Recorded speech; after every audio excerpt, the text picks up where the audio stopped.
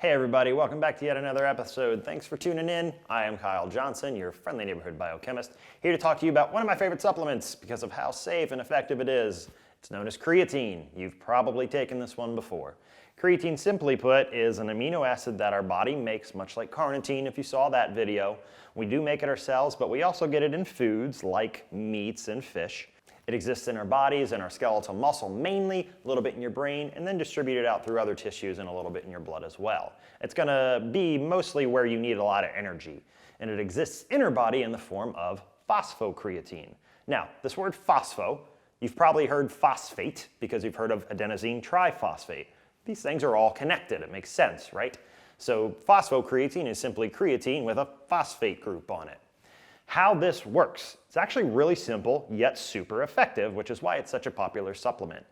Phosphocreatine is one of our energy systems that our body's going to use in times of high demand, high intense exercise. You're going for one rep max, or you're trying to get that extra rep or two, which creatine's going to help you do.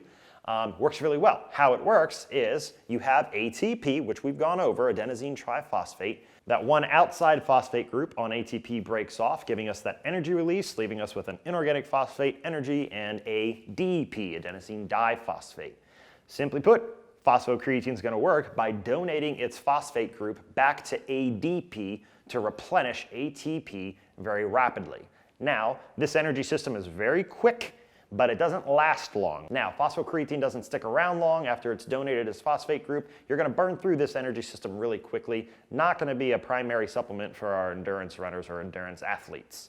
But if you're trying to get a one rep max, like I said, or if you're just at the gym and you're trying to get an extra rep or two to get some more muscle damage going, creatine is definitely for you. As far as safety, it is extremely safe. I can't really think of a reason not to take it, but as we always say, I'm not a doctor. I don't play one on the internet. You need to be your own scientist, your own advocate, and always consult your physician if you have any concerns about taking any supplements whatsoever.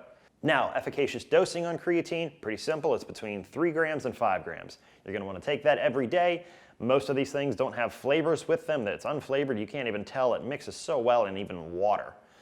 For our smaller females, you're going to want to do about 3 grams a day. For the larger athlete males, you're going to want to do about 5 grams a day. As with a lot of supplements, you're going to want to find your sweet spot on the dosage. Some people take a little more, some people take a little less.